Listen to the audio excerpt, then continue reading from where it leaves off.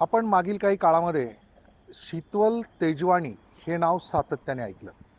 शीतल तेजवानीने कशा पद्धतीने जमीन बळकावण्याचे प्रयत्न केले, याच्यामध्ये उपमुख्यमंत्री अजित पवार यांचे पुत्र पार्थ पवार यांचा कसा सहभाग आहे, याबाबतीत देखील वेगवेगळे खुलासे केले गेले.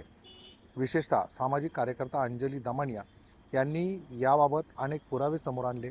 त्याबाबतीत वेळोवेळी हे जे पुरावे आणले त्याच्यानंतर काय कारवाई झाली हे देखील आपल्याला बऱ्याचशा प्रमाणात माहिती आहे. सध्या शीतल तेजवानी ह्या गजाड असल्या तरी देखील यातील अजून एक प्रमुख नाव म्हणजे सागर सूर्यवंशी, जे शीतल तेजवानीचे पती आहे. आता यांचा याच्यामध्ये कशा पद्धतीने मोठ्या प्रमाणात सहभाग आहे, हे खुलासे आपल्याला या कागदपत्रांच्या द्वारे होताना दिसत आहेत. खरं तर याला म्हणजे ह्या सगळ्या कागदपत्रांचा अभ्यास केल्यानंतर शीतल तेजवानी आणि सागर सूर्यवंशी म्हणजे बंटी बबली, हो, याच प्रकारामध्ये हा सगळा प्रकार मोडतो. आता जर आपण याची सगळ्यात महत्त्वाची एक जी कागदपत्रांची फाईल माझ्या हातात आली आहे त्यानुसार जर सांगितलं तर 19/7/2019ला पिंपरी पोलीस स्टेशनमध्ये दी सेवा विकास कोऑपरेटिव्ह बँक ही पिंपरी शाखा जी आहे यांच्या वतीने धनराज नथुराम आसवाणी यांनी एक तक्रार दाखल केली. आता ही तक्रार काय होती तर सन 2010 ते 2019 या कालावधीमध्ये बँकेचे चेअरमन, संचालक मंडळ, मुख्य कार्यकारी अधिकारी, कर्ज विभाग प्रमुख, संबंधित शाखा व्यवस्थापक यांनी संगनमत करून खातेदार, ठेवीदार, सभासद यांच्या ठेवींचा हा सगळा गैरवापर केला. आता शीतल केशवचंद तेजवानी आणि शीतल सागर सूर्यवंशी यांच्या नावे ही तक्रार दाखल आहे. आता याच्यामध्ये किती कोटीचा अपहार केला आहे? हो, कारण त्यांची रक्कम सहसा लाखामध्ये नाही, कोटीमध्येच असते. 1,52,84,000 पॅरामाऊंट इन्फ्रास्ट्रक्चर कंपनीच्या नावे ही सगळी जी रक्कम आहे ती खोटा दस्तऐवज करून, खोटी कागदपत्र करून, बँकेची फसवणूक करून त्यांनी ही मिळवल्याचं सिद्ध होताना दिसत आहेत. आता याच्यामध्ये ही जी काही कागदपत्र आहेत याच्यामध्ये संपूर्णतः या सगळ्या गोष्टींचा उल्लेख हा आपल्याला आढळतो. आता याच्यामध्ये ह्या जे शीतल किशनचंद तेजवानी आणि शीतल सागर सूर्यवंशी यांचा जो पत्ता आहे तिथे राहण्याचा तो बुधवार पेठ शाखा 52 हायपर परचेस अशा पद्धतीचा हा जो पत्ता आहे त्याच्यामध्ये वेगवेगळे जे काही रकमा आहेत आणि ज्या पद्धतीने त्यांनी खाली सगळं विवरण जे तक्रारीचं दिलं आहे त्याच्यामध्ये आपल्याला सगळा हा जो उल्लेख आहे तो आढळून येतो. पूर्णतः तक्रार वाचल्यानंतर आपल्या हे लक्षात येतं की त्यांनी किती बेमालूमपणे ही सगळी फसवणूक केलेली आहे. मूळतः त्यांचा स्वभावच फसवणूक करण्याचा आपल्याला याच्यामध्ये स्पष्ट दिसून येतो. याच्यामध्ये आता जर आपण पाहिलं तर जे पुण्यातले लोहगाव, FC रोड, त्याच्यानंतर कर्वेनगर अशा सगळ्या जे काही ठिकठिकाणच्या ज्या गोष्टी आहेत त्या इथे नमूद केलेल्या आहेत आणि याच्यामध्ये आपल्याला ही सगळी सिक्वेन्स ही मिळून येते. एकूणच या तक्रारीचं जर स्वरूप पाहिलं तर अत्यंत गंभीर आहे. आता याच तक्रारीमध्ये पुढे जेव्हा हे थकीत कर्ज झाले त्यावेळेस जो संबंधित कर्ज बाबतीत जे काही थकीत असतात NPA मध्ये जेव्हा खातं जातं तेव्हा जे वसुलीसाठी जातो एजंट त्याला सुद्धा धमकावले, त्याला पिस्तूल दाखवले आणि याच्यामध्ये अजून एका व्यक्तीचं नाव येतं. त्या व्यक्तीने वेळोवेळी या संबंधित सागर सूर्यवंशीच्या सांगण्यावरून या तक्रारदाराचं म्हणजे जो बँकेचा जो अधिकारी आहे जो हप्ते गोळा करण्यासाठी जातो त्याला देखील धमकावल्याची तक्रार जी आहे ती समोर येताना दिसते. एकूणच जर आपण पाहिलं तर आता 30/6/2018ला विनय विवेक आरांना 44 वर्ष, व्यवसाय शिक्षण संस्था चालक, म्हणजे अजून एक पुढची FIR आहे. म्हणजे हा तर भाग झाला पिंपरीमधला. आता दुसरा रोजरी स्कूल, म्हणजे आता याच्यामध्ये जे काही उल्लेख आहे त्याच्यामध्ये शिवाजीनगर पोलीस स्टेशनमध्ये ही तक्रार आहे. त्याच्यामध्ये ॲडव्होकेट सागर सूर्यवंशी, म्हणजे हा जो सागर सूर्यवंशी आहे तो वकिलीचं काम करतो असं याच्यामध्ये दिसून येते.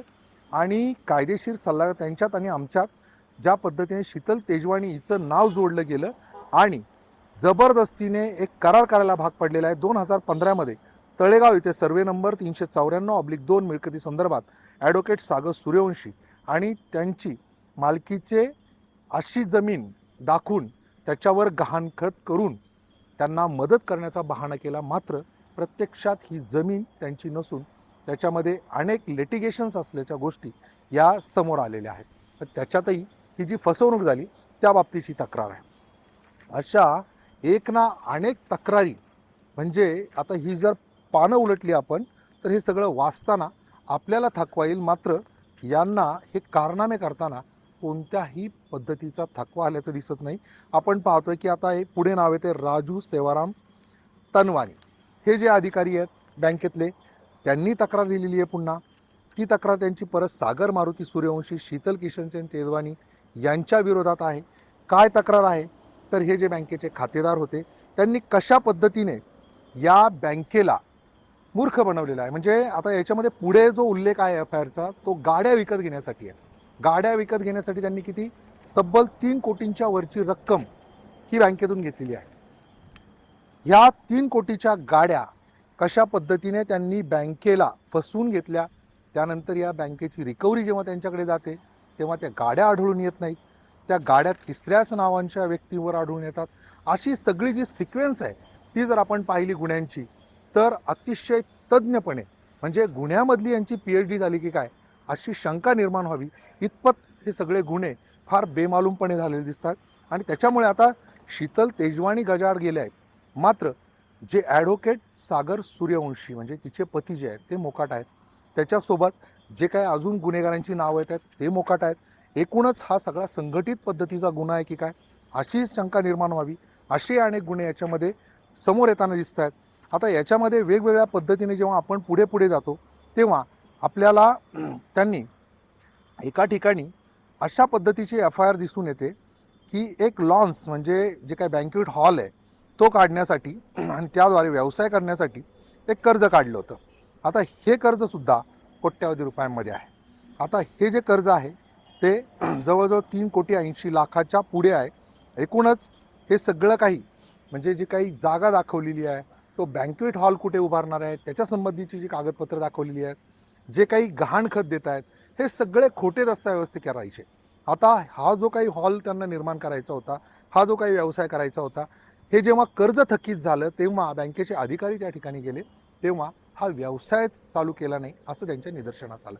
म्हणजे व्यवसाय चालू न करता त्यांनी हे पैसे इतरत्र ठिकाणी वापरले. तर कोणत्या ठिकाणी वापरले तर असंही दिसून येते की एका ठिकाणी ती जमीन खरेदी केलेली आहे, ती जमीन देखील त्यांनी तिसरीकडे गहाण ठेवलेली आहे.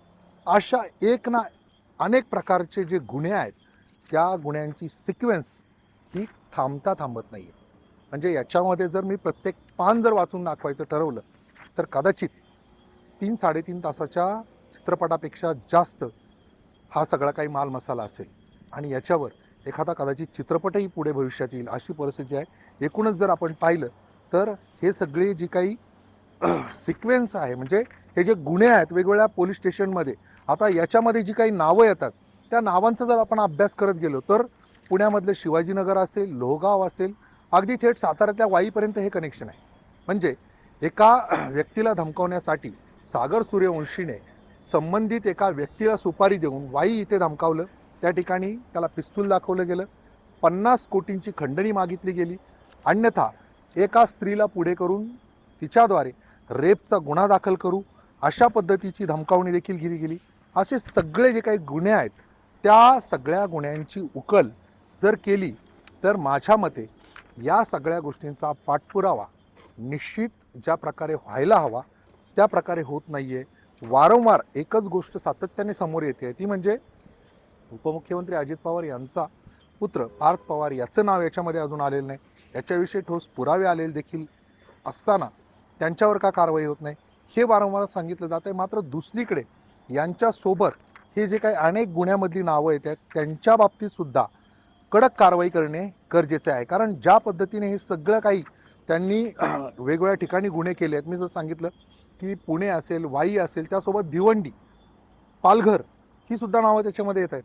म्हणजे ह्या गुन्ह्याची पाळंमुळं ही कुठवर पोहोचलेली आहेत हे आपण पाहू शकतो. आता याच्यामध्ये अशरफ मेहबूब खान हे जे नाव आहे, हे अशरफ मेहबूब खान याने अशा प्रकारे धमकावण्याचा प्रयत्न केला आहे. त्याची एक गुन्ह्याची नोंद खेड पोलीस स्टेशन म्हणजे पुणे जिल्ह्यातल्या राजगुरुनगरमधलं खेड पोलीस स्टेशन त्या ठिकाणी देखील असल्याची माहिती मिळते.